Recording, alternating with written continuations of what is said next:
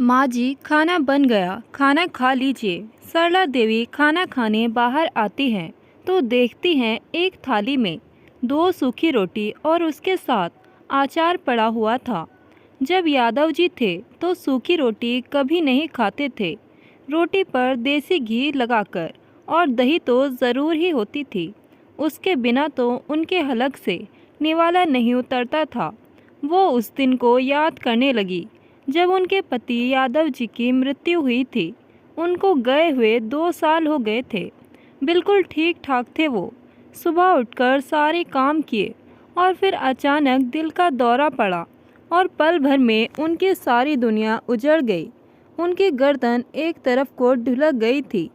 आनन फानन डॉक्टर के पास लेकर गए थे, पर डॉक्टरों ने साफ मना कर दिया था कि अब कुछ नहीं हो सकता। मैं तो जैसे अपनी सारी सुध-बुध सी खो बैठी। मेरे पैर ज़मीन पर नहीं टिक रहे थे। 2 व्यक्तियों ने मुझे पकड़ा हुआ था और लेकर चल रहे थे, जैसे मुझे वो घसीटते हुए लेकर जा रहे हो। मुझे ऐसा लग रहा था। यादव जी के जाने के बाद मैं बेसुध सी रहने लगी। जहाँ बैठ जाती वहीं घंटों तक बैठी रहती।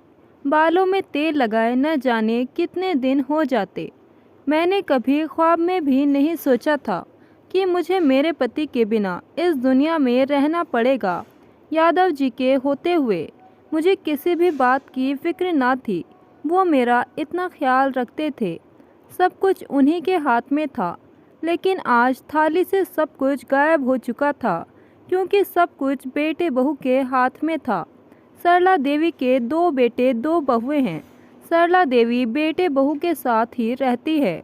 दोनों बेटों के 2-2 बच्चे हैं। सरला देवी के बड़े बेटे का नाम महेश और छोटे बेटे का नाम सुरेश है। दोनों नौकरी करते हैं, सुबह को जाते हैं और शाम को लौटते हैं। दोनों बहू की रसोई अलग अलग है। एक बहू दोपहर को खाना देती है तो दूसरी शाम को देती है। दोनों ही बेटे बहुएं सरला देवी को कुछ नहीं कहते हैं। बेटे ऑफिस से आते ही सीधे कमरे में चले जाते हैं। जब भी ऑफिस से आते हैं तो कुछ ना कुछ उनके हाथ में सामान ज़रूर होता है, जिसे वो छिपाकर कमरे में लेकर जाते हैं। दोनों बहुएं भी कभी सास के पास बैठती तक नहीं। 2 बातें करना तो दूर, बस कमरे में घुसी रहती हैं, फ़ोन पर बतियाती रहती हैं। काम पड़ने पर ही कमरे से बाहर आती हैं। जब बेटे ऑफिस से आते हैं तो सरला देवी बरामदे में आकर बैठ जाती है कि बेटे मेरे पास पल भर के लिए आकर बैठेंगे। लेकिन माँ की ये आस ही रह जाती है। दोनों ही बेटे सीधे कमरे में जाते हैं। यहाँ तक कि खाना भी छुपाकर कमरे में ही खाते हैं। वो एक दूसरे और अपनी पत्नी को नहीं दिखाना चाहते कि वो क्या खा पी रहे हैं। बूढ़ी विधवा माँ के हिस्से में तो बस 2 सूखी रोटी ही आती है। कोई सा बेटा बहू कुछ कह लेता तो इतना गम ना होता, लेकिन ये तो बिना कुछ कहे ही सब कुछ करते हैं।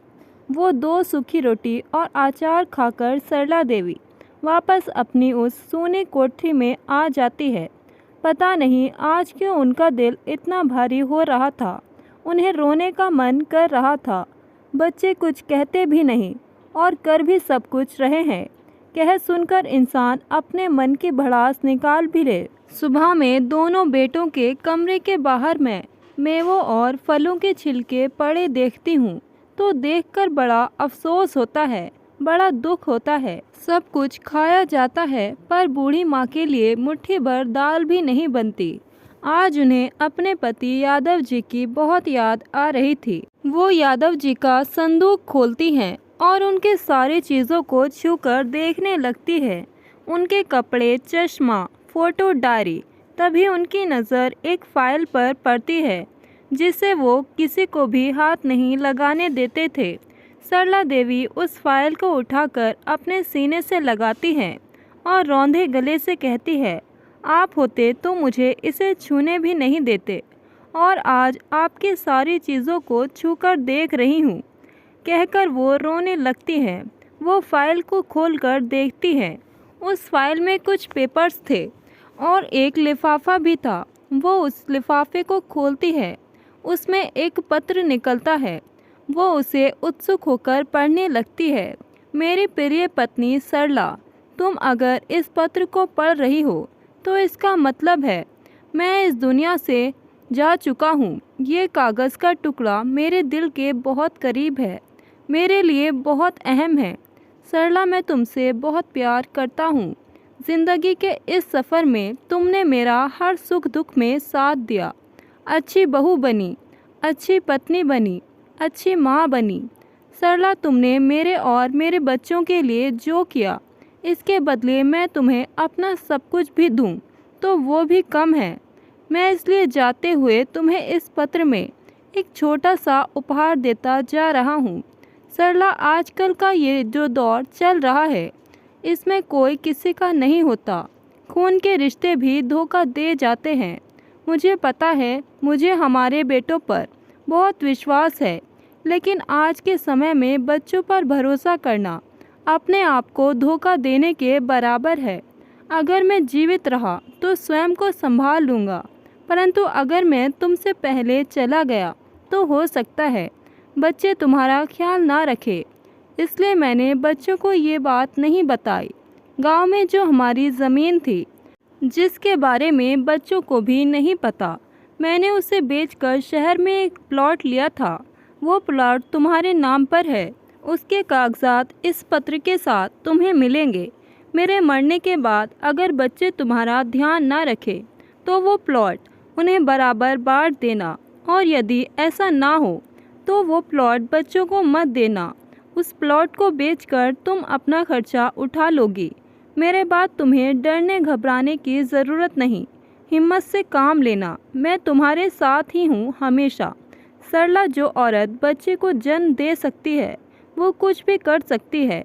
मुझे पता है सरला, तुम इस पत्र को पढ़ते हुए रो रही होंगी, तो रोना मत। अपने आंसू पूछो और हिम्मत से काम लो, तभी मेरी आत्मा को शांति मिलेगी। मैं सदा तुम्हारे साथ हूँ।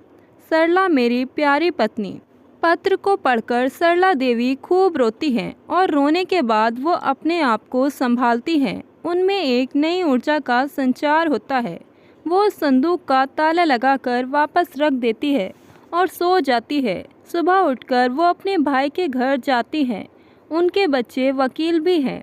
वो उन्हें सारी बात बताती है और प्लॉट के पेपर भी दिखाती है। वो पेपर बिल्कुल ठीक थे। वो अपने भाई के साथ उस जगह को देखकर आती हैं जहाँ पर प्लॉट था। प्लॉट काफ़ी बड़ा था और उसकी कीमत अब करोड़ों में थी।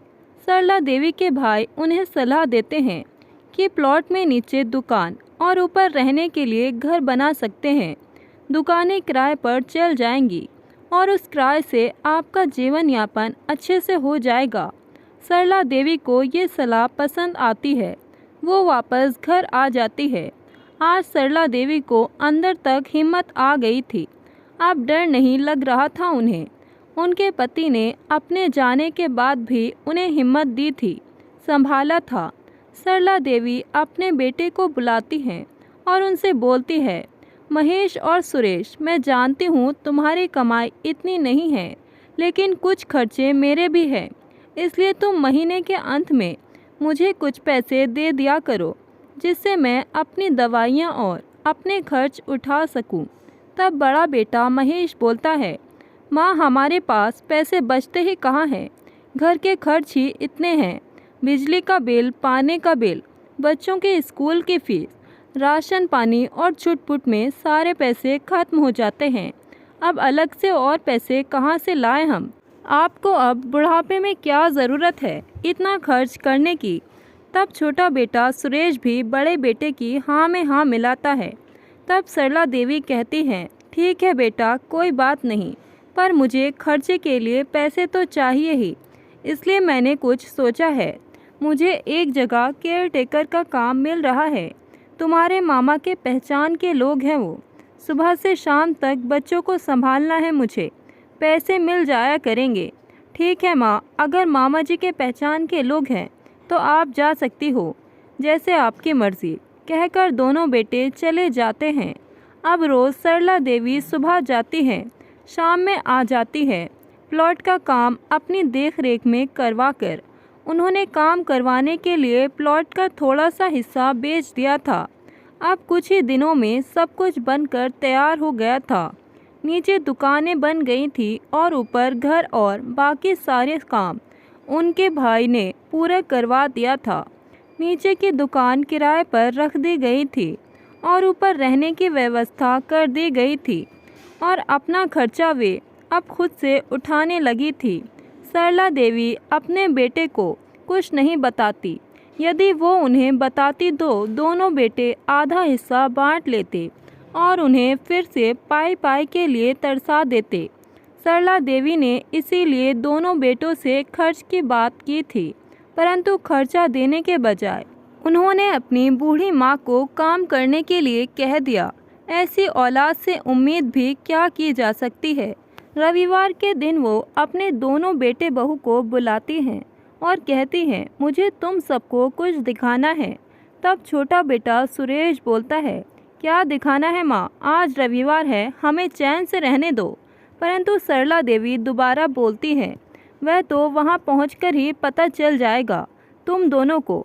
दोनों बेटे बहुए तैयार हो जाते हैं और सरला देवी के साथ चले जाते हैं।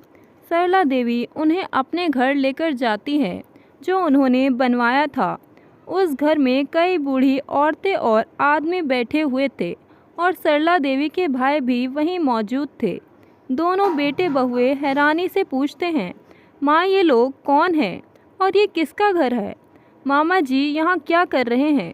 तब सरला देवी पूरे स्वाभिमान के साथ बोलती है, ये मेरा घर है। यह घर मुझे तुम्हारे बाबूजी ने दिया था। तुम्हारे बाबूजी को पहले ही पता चल गया था कि अगर मैं इस दुनिया से पहले चला गया तो तुम अपनी बूढ़ी माँ के साथ ऐसे ही दोगला व्यवहार करोगे, उसे पाई पाई के लिए मोहताज बनाओगे। इसलिए तुम्हारे बाबूजी ने मेरे लिए ये प्लॉट लिया था ताकि उनके बाद मैं किसी पर निर्भर ना रहूं, आत्मनिर्भर बनकर पूरे स्वाभिमान के साथ रहूं। मैंने तुमसे उस दिन खर्चे के लिए कहा था तो तुम दोनों ने अपने खर्चे गिनवाकर माँ से मुंह मोड़ लिया था। अगर तुम उस दिन मुझे मेरा खर्चा देने के लिए तैयार हो जाते तो ये प्लॉट आज तुम्हारा होता। लेकिन अफसोस कि तुम अपनी माँ को पैसा क्या दोगे। तुमने तो उसे 2 वक्त की रोटी भी ढंग से ना दी गई। हमेशा अपनी माँ से छुप छुप कर खाते पीते रहे कि कहीं मैं देख न लूँ। पल भर के लिए मेरे पास आकर ना बैठते। बहू को क्या कहना जब अपना ही खून ऐसा उठे। तो बहुएं तो पराए घर से आई हैं, पराया खून है। जब तुम्हें ही अपनी बूढ़ी माँ का एहसास ना हुआ कि उसे भी कुछ अच्छे बुरे का पूछ ले, उसका भी कुछ मन करता होगा। लेकिन तुम्हें तो अपने ही काम से फुर्सत नहीं मिली।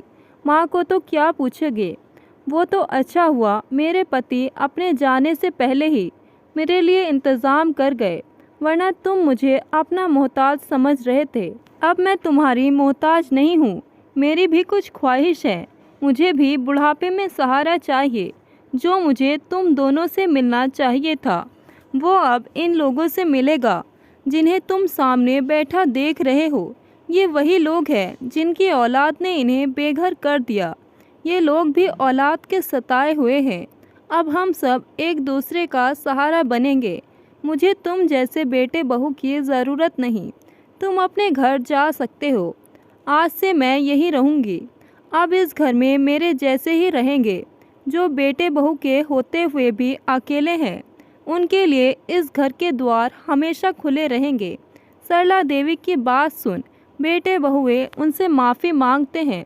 माँ, हमें माफ़ कर दो। हम अपनी ज़िंदगी में इतने व्यस्त हो गए कि अपने जन्मदाता को ही भूल गए। तब सरला देवी बोलती है, मेरे बच्चों, मुझे तुमसे कोई शिकायत नहीं। मैंने तुम्हें माफ़ कर दिया। तुम अपनी ज़िंदगी में खुश रहो और मैं अपनी ज़िंदगी में खुश हूँ। मेरी दुनिया अब ये सब लोग ही हैं। मैं अपनी बची हुई ज़िंदगी इनके साथ जीना चाहती हूँ। इनके साथ अपने बचे हुए दिन गुजारना चाहती हूँ। सरला देवी की बातें सुन वहाँ बैठे सभी की आंखों में आंसू आ जाते हैं। सरला देवी के भाई बोलते हैं, मुझे अपनी बहन पर गर्व है। मैं उसके फैसले का सम्मान करता हूँ। तभी पूरा घर तालियों की गड़गड़ाहट से गूंज उठता है। वहाँ बैठे वृद्ध व्यक्ति ताली बजाते हैं। इस तरह सरला देवी अपने बेटे बहू के बर्ताव से दुखी होकर अपने ढंग से अपना जीवन यापन करने लगती है। किराए से आने वाले पैसों से उनके सारे खर्चे आराम से पूरे हो जाते हैं और खुशी खुशी रहने लगती हैं। दोस्तों, बच्चों के इतने खर्चे होते हैं तो क्या बूढ़े माँ बाप के कोई खर्चे नहीं होते, जबकि बुढ़ापे में तो और ज़्यादा खर्चे बढ़ जाते हैं। रोज़ाना दवाइयाँ लेनी पड़ती हैं, कुछ मेवे फल फ्रूट खाने पड़ते हैं, अच्छा पौष्टिक भोजन करना पड़ता है, तभी तो बूढ़ी हड्डियों में जान आती है, वो चल पाती हैं। जबकि होता इसके विपरीत है। बुढ़ापे में बुज़ुर्गों का खर्चा खत्म कर दिया जाता है, खाना भी अपनी मर्ज़ी से दिया जाता है। क्या बुढ़ापे में अच्छा खाने पीने का मन नहीं करता? दोस्तों, सरला देवी ने बेटे बहू के साथ जो किया वो फैसला सही था कि गलत? कमेंट करके अपनी राय ज़रूर बताएं। कहानी अच्छी लगी तो वीडियो को लाइक शेयर करें और ऐसी ही कहानियाँ सुनने के लिए हमारे चैनल को सब्सक्राइब करें। धन्यवाद।